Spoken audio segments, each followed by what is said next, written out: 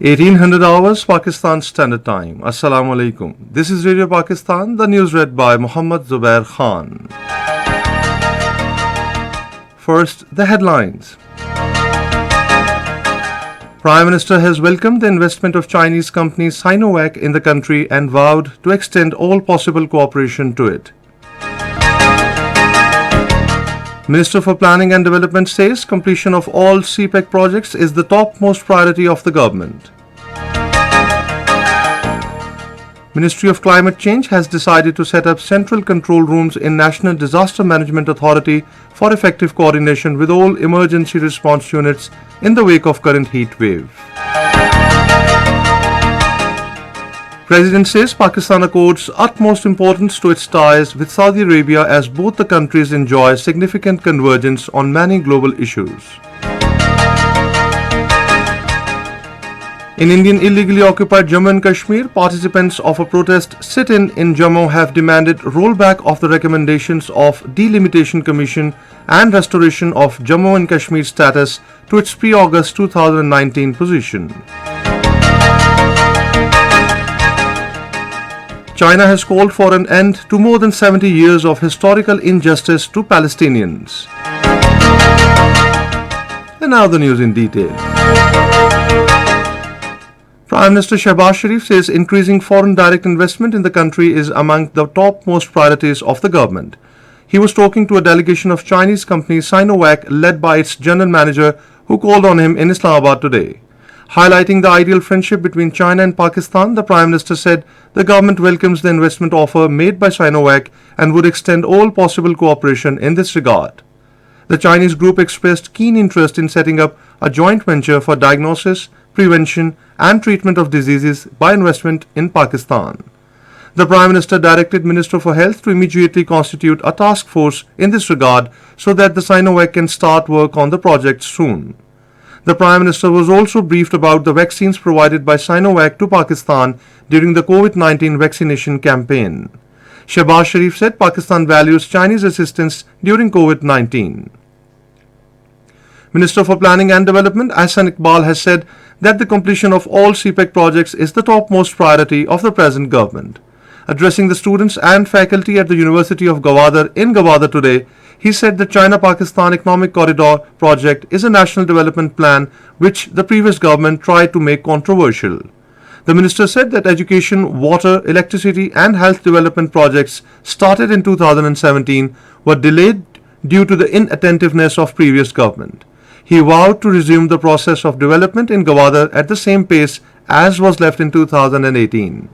Ahsan Iqbal said the transmission line project will be completed soon, while the construction work of the University of Gwadar will also be completed within 2 years. He also announced the upgradation of the hospital in Gwadar. The Ministry of Climate Change has decided to set up central control rooms in the National Disaster Management Authority to ensure effective coordination with all emergency response units for better information sharing on heat wave. The decision was taken at a meeting of Task Force on Climate Change chaired by Minister for Climate Change Senator Shari Rahman in Islamabad. Speaking on the occasion, the minister said Pakistan is currently facing the warmest months and the Met Office has forecast that the heat wave will continue till June. She said the operationalization of the desalination plants should be the main focus of the provincial administrations. It was decided in the meeting that the new task force will also work to devise a robust electronic media campaign together with Ministry of Information and Broadcasting to create public awareness. Minister for Education and Professional Training Rana Tanveer Hussain has stressed the need to implement the short-term and long-term measures to mitigate the health-related risks of heat wave to the school-going children. Chairing an inter-provincial education ministers conference in Islamabad today, he said proactive measures should be taken to protect young students from heat wave. The minister said that Federal Board for Intermediate and Secondary Education has been directed to make alternate arrangements for electricity and water in examination centres. The National Assembly resumed its session at Parliament House in Islamabad this afternoon with Deputy Speaker Zahid Akram Durrani in the chair. The House transmitted private members' business today. At the outset, MNA Abdul Akbar Chitrali pointed out a lack of quorum in the House, upon which the Deputy Speaker adjourned the session till Friday at 10:30 a.m. This is Radio Pakistan. President Dr. Arif Alvi has underscored the need to develop a strategic and broad-based partnership in different fields of mutual interest between Pakistan and Saudi Arabia. He was talking to Ambassador of Saudi Arabia to Pakistan, Nawaf bin Saeed Ahmad Al Malki, who called on him in Islamabad today. The President said Pakistan accorded utmost importance to its ties with Saudi Arabia, which always supported Pakistan in difficult times.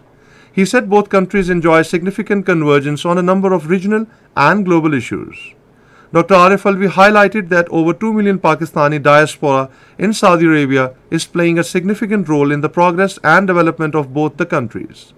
The President asked the Ambassador to convey his warm regards to the custodian of the two holy mosques and His Royal Highness, and shared that the people of Pakistan pray for his good health and long life. Security forces have killed two most wanted terrorists belonging to Tehreek-e-Taliban Pakistan in Boya area of North Waziristan. According to the ISPR, weapon and ammunition was also recovered from the terrorists. The All Parties Hurriyat Conference has appealed to the freedom-loving people of Kashmir to observe complete shutdown on Saturday to commemorate the martyrdom anniversaries of prominent liberation leaders Mirwais Maulvi Muhammad Farooq and Khwaja Abdul Ghani Lone, and martyrs of Hawal. The APHC leadership, in a statement issued in Srinagar today, said that protest rallies would be organized on that day against the genocide of the Kashmiris by the Indian forces in the territory. Meanwhile, a sit-in protest was held outside the office of Election Commission in Jammu against the gerrymandering of Indian illegally occupied Jammu and Kashmir Assembly constituencies by the Delimitation Commission set up by the Modi regime. The protest was organized by almost all regional political parties except for Bharatiya Janata Party under the banner of All Parties United Morcha. Speakers on the occasion demanded rollback of the recommendations put forth by the Commission, restoration of Jammu and Kashmir's status to its pre-August 2019 position, strengthening of communal harmony, and restoration of democratic process in occupied Jammu and Kashmir. China has said that denying Palestinians justice is resulting in recurrent tragedies like the killing of Al Jazeera journalist Shirin Abu Akleh. Chinese Deputy Foreign Minister in a tweet called for an end to more than 70 years of historical injustice to the Palestinians. He said that more importance and justice been given to the Palestinians, the tragedy of Shirin Abu Akleh could have been avoided. Ukraine has confirmed that hundreds of its fighters trapped for more than 2 months in Mariupol's Azovstal steelworks have been evacuated. Deputy Defense Minister Hanna Maliar said 53 badly wounded soldiers were taken to the town of Novazovsk. Russia earlier said a deal had been reached to evacuate the injured troops. Deputy Defense Minister said the troops would be exchanged for captured Russian soldiers. Meanwhile, in his video address, Ukrainian President Volodymyr Zelensky said that Ukrainian military, intelligence and negotiating teams, as well as the Red Cross and the United Nations, are carrying out the evacuation operation. Uganda will end its military operations in the east of neighboring Democratic Republic of Congo in 2 weeks. The military's commander of land forces and son of President Yoweri Museveni said this in a tweet today. And finally, the weather report. Very hot weather is expected in most plain areas of the country during the next 12 hours. However, light rain, thunderstorm with gusty winds may occur at isolated places in Gilgit-Baltistan, Upper Khyber Pakhtunkhwa, Kashmir, and its adjoining hilly areas. Gusty winds are also likely in southern and central districts of Punjab during the period. And now once again, the headlines. Prime Minister has welcomed the investment of Chinese company Sinovac in the country and vowed to extend all possible cooperation to it. Minister for Planning and Development says completion of all CPEC projects is the topmost priority of the government.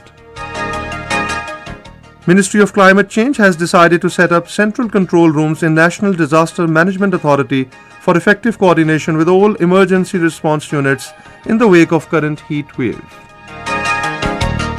President says Pakistan accords utmost importance to its ties with Saudi Arabia as both the countries enjoy significant convergence on many global issues. In Indian illegally occupied Jammu and Kashmir, participants of a protest sit-in Jammu have demanded rollback of the recommendations of Delimitation Commission and restoration of Jammu and Kashmir status to its pre-August 2019 position.